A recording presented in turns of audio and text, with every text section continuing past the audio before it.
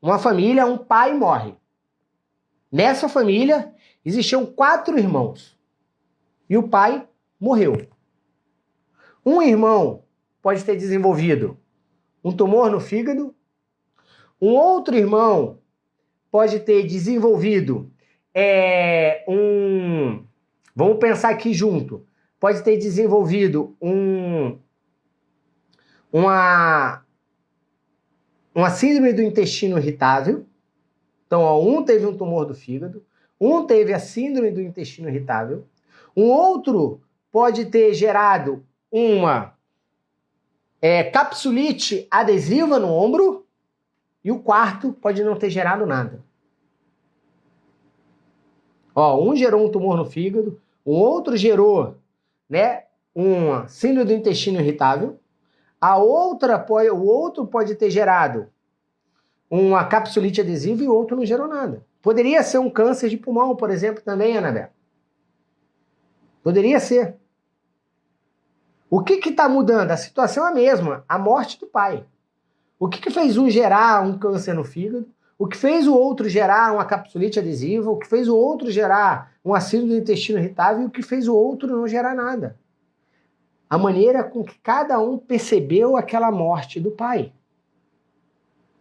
Aquele que gerou um tumor no fígado percebeu aquela morte do pai como uma falta, como uma carência. Aquele que provia a casa, aquele que colocava dinheiro na casa, aquele que garantia a nossa sobrevivência, aquele que colocava o alimento na mesa, morreu.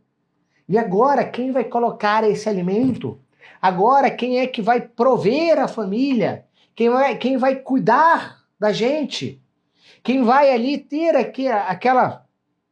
colocar aquele alimento para mim? Esse está estimulando a área que está localizada do fígado. Ele está vivendo um conflito de carência, um conflito de falta. Enquanto ele estiver vivendo aquele conflito de falta, ele está mandando uma informação bioquímica através de neurotransmissores ali para as células do fígado produzir mais células do fígado para tentar estocar mais energia, para tentar estocar ali. Lembra, o fígado é o nosso celeiro. Aquele que desenvolveu uma síndrome do intestino irritável, ele está vendo aquela situação como uma situação de sujeira, como uma situação de sacanagem, uma situação de que eu não quero assimilar algo para minha vida. Por quê? Porque o intestino, ele é o órgão responsável por assimilar os nutrientes. Então, olha só, eu tenho dentro do meu trato gastrointestinal, do meu tubo digestivo, órgãos que são responsáveis por digerir o alimento, para transformar em pequenas partículas, e eu tenho estruturas que são responsáveis por assimilar aqueles nutrientes. O órgão que é responsável por assimilar os nutrientes é o meu intestino. É ali a nível do intestino que eu assimilo o que foi digerido no estômago, o que foi digerido no duodeno, e o intestino ela tem essa função de assimilar. Então, quando eu estou vivendo uma situação de estresse, da qual eu não quero assimilar para a minha vida, que eu quero eliminar ela de maneira rápida, eu não quero aceitar, eu não quero assimilar, muitas vezes eu estou vivendo um conflito que vai me gerar uma síndrome do intestino irritável, ou um tumor no intestino. Vai depender do quê? Da intensidade desse evento estressante. Da maneira com que eu estou percebendo aquilo. Então eu não quero aceitar isso, eu quero eliminar aquilo rápido. Qual é uma das sintomas que a gente tem do síndrome do intestino irritável, gente? Diarreia. Inflamação no intestino. Por quê? Porque eu estou vivendo alguma situação, ou eu vivi alguma situação da qual eu não queria assimilar.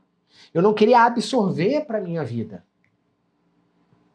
Então esse segundo filho que desenvolveu a síndrome do intestino irritável, o que aquele sintoma quer dizer? Que ele não está conseguindo assimilar a perda do pai.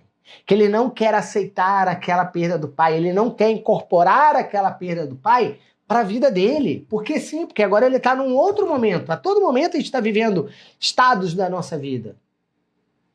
Quando a gente fala que a gente está se renascendo, a todo momento eu posso criar um novo Rodrigo.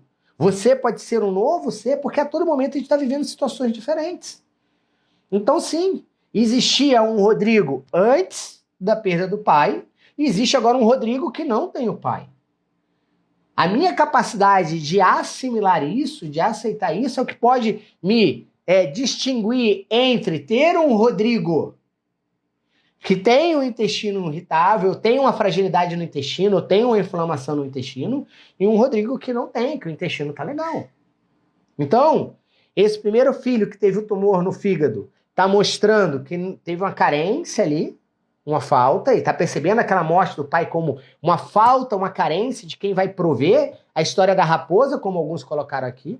Esse segundo filho que teve uma síndrome do intestino irritável mostra que ele não está conseguindo assimilar aquela morte do pai.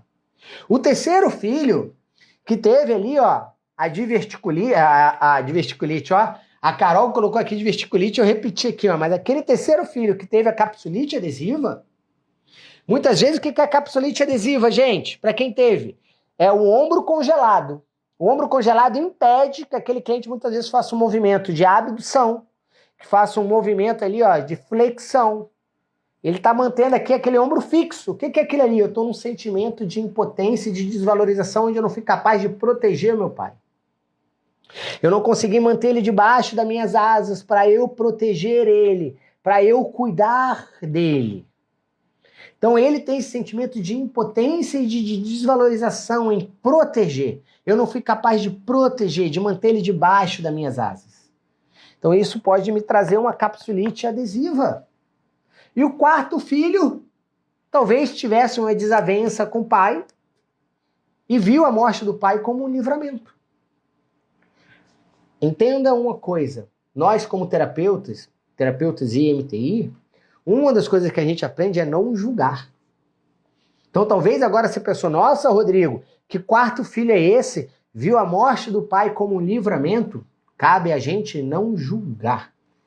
Porque a gente precisa entender toda aquela história de vida. Muitas vezes aquele quarto filho estava se sentindo desvalorizado, não estava se sentindo amado, né? O pai, né, muitas vezes agredia ele e agredia todos os outros, mas ele muitas vezes estava vendo aquilo ali como uma dor, e aí quando o pai morreu falou, ai, graças a Deus, agora eu não tenho aquele meu pai que me agride. Ou aquele ali, ele se via como responsável do pai e via o pai como um peso, porque ele estava se colocando numa outra posição hierárquica. E aí ele via que a vida dele não fluía, porque o meu pai só me suga, só me suga, só me suga. E aí quando o pai falece, ele olha e fala, nossa, agora eu posso tomar a minha vida para mim. Eu posso viver a minha vida. Então ele viu aquela perda do pai como um livramento. Então, gente, o que eu quero trazer com essas histórias que eu estou contando para você?